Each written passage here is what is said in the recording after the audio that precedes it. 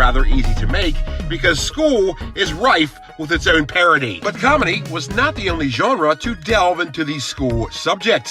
Horror movies also wanted to get in on the action. And since school was pretty terrifying to most of us anyway, it wasn't that hard of a thing to do. Yeah, a horror movie that takes place in a school is a pretty natural concept, and there were a variety of movies that took advantage of such a thing. And we'll start off talking about a pleasant little film called Slaughter High. Yes, Slaughter High, an underrated slasher flick that I guess really isn't a back-to-school or a school movie.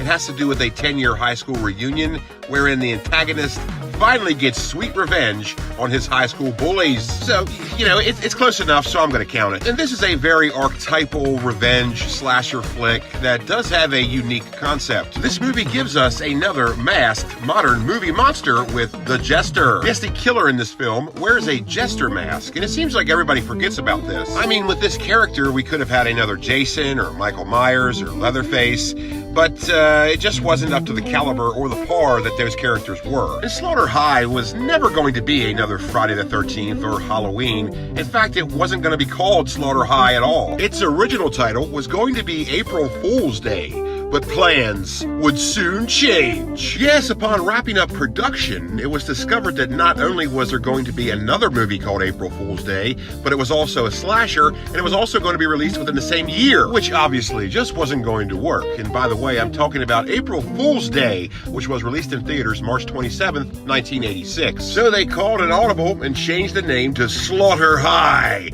Sort of an uninspired title, but it gets the job done. Slaughter High would have very limited theatrical releases throughout the US and UK November 14th, 1986. But it would continue to have limited theatrical releases all the way up to the spring of '87, which is a rather unconventional theatrical debut, but this movie was primarily intended to go right to video. And to video, it did eventually go. It was released on VHS by Vestron Video in 1987. And Vestron Video would actually release this twice in '87. There was the R-rated version and then the unrated version. The difference between these two distributions would be the color of the slipcase. The R-rated version was red, the unrated version was black. And Vestron Video didn't produce a lot of these. I mean, movies like this back then were put on VHS primarily to be sold to video rental stores. They were available for private sale as well, but that was pretty much unheard of. And Vestron knew that they weren't going to be huge sellers, so they didn't make a lot of them. There weren't a lot of them back then, and there are even less of them now. So that must mean this VHS is hard to find and really expensive? You betcha! But there are a lot of other versions up for sale, but if you're in the US, you can't watch them. Basically, it's all PAL stuff. There's a Spanish version, a UK version, even an Australian version, and they're all up for sale at some pretty chunky prices. So this 1987 Vestron Video VHS distribution of Slaughter High appears to be the only North American release.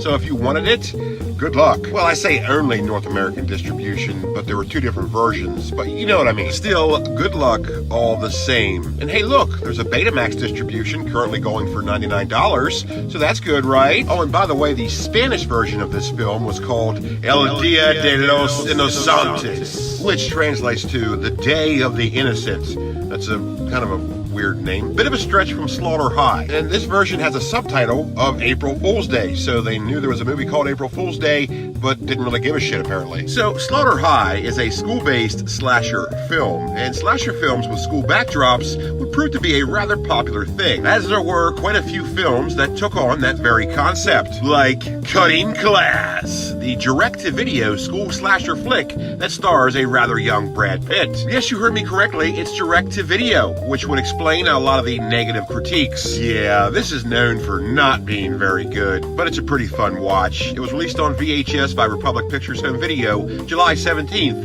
1989. And Republic Pictures Home Video would release it again in 1995. Now, are either of these distributions hard to find today? No! Hell, I tripped over 4 of them just looking for one of them. meaning there are a lot of listings for these, almost too many listings. Far too many certainly for the price they're asking. The average goes for around 20 bucks.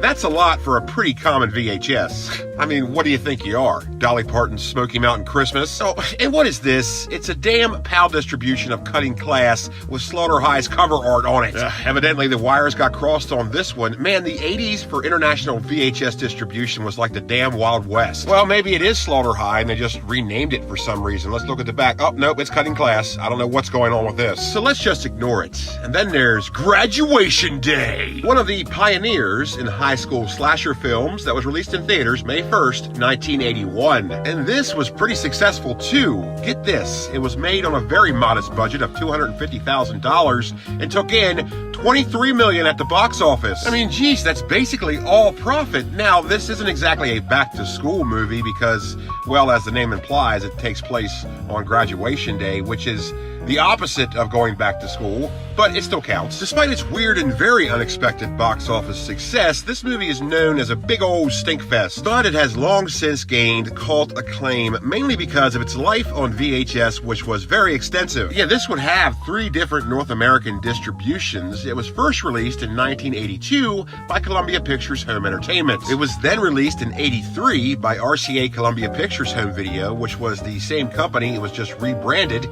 so of course they re-released all their old titles, and nobody really cared. And having 2 separate VHS distributions of the same movie that are only a year apart has always boggled my mind. It would finally be released in 1992 by Good Times Home Video. Hard to find and expensive nowadays? Well, yes and no. The 92 distribution isn't that hard to find, but it's pretty expensive. The first 2 distributions? Yeah, good luck. Yeah, they're pretty much nowhere to be found. There is someone selling the box to the 82 distribution, in case you wanted that. And it's a rental box, meaning that it's the original sleeve, but they cut it up and destroyed it and crammed it into the clamshell, as rental copies were prone to do. And I want to know what happened to the cassette. How can you have the case, but not the cassette? And why do you suppose someone would pay $20 for this, let alone why do you suppose anybody would want this at all? It's a mystery. Now, like school comedies, school horror movies don't always have to take place in high school. College is also a very functional backdrop, as we see in our next example,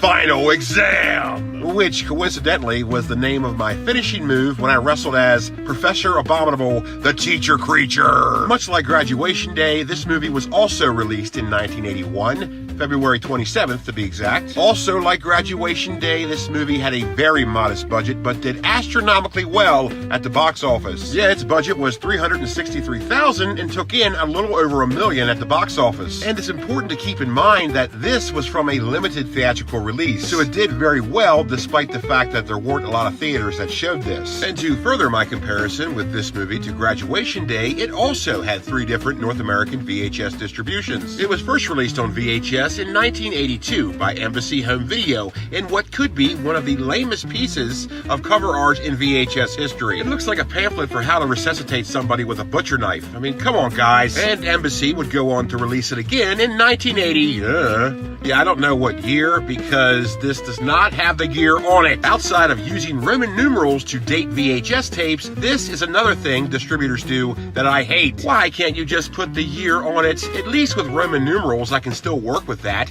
But this, I got nothing. Well, all my griping aside, this does have way better cover art. And we would see it again in 1992 when Embassy would re-release it with a co-distributor of Nelson Home Entertainment. And this distribution apparently doesn't exist anymore because there are currently no listings for it. Even the second distribution is pretty much discreto incognito. The only one that's relatively easy to find is the first distribution, and that's a dime a dozen. And by dime a dozen, I mean 75 bucks for one. Yeah, there aren't too many listings for this, and it's really expensive. However, there is one listing for 40 bucks, but it's listed as Slaughter High. And I'm no expert, but do you know how I can tell this is not a Slaughter High VHS? Well, the first clue is the fact that it doesn't say Slaughter High. It says Final Exam. Yeah, some of these sellers I just don't know about. Anyways, but how about some school-based horror comedy movies, which, granted, is a pretty niche genre, but there are a few examples of this, perhaps the best being Student Bodies, which was released in theaters August 7th, 1981.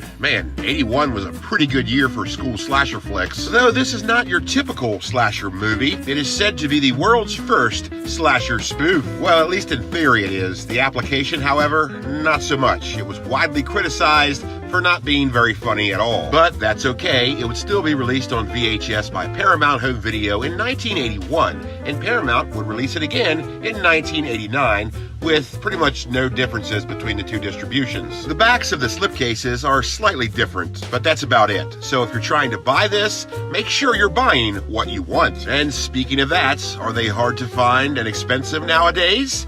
Well, they're not really hard to find, but at an average of $40, they are sort of expensive. Another good example of a school-based horror comedy would be Return to Horror High, which opened with a limited theatrical release January 9th, 1987. And I suppose that technically this movie really isn't a school-based horror comedy because it has to do with a film crew making a documentary about murders that took place at a high school. So it kinda is a school-based horror comedy and it kinda isn't, but I'm gonna count it. The concept was pretty interesting, the delivery was pretty well done, and this was rather warmly received. However, the budget to box office ratio didn't really reflect that. Yeah, it was made for $1 million and took in $1 million, so it broke even, which is pretty much the least you can hope for. But like I said, this had a limited theatrical release, which means it didn't have a wide distribution throughout theaters, so that's something to consider. It's only natural that you're not going to make a lot of box office profit if this wasn't in a lot of box offices. So all things considered, this did pretty well. This would be released on VHS in 1987 by New World Video, and it would be released again in 1995 by Star Maker Video. Either of these distributions are pretty hard to find nowadays, and they're very expensive. So this movie's called Return to Horror High.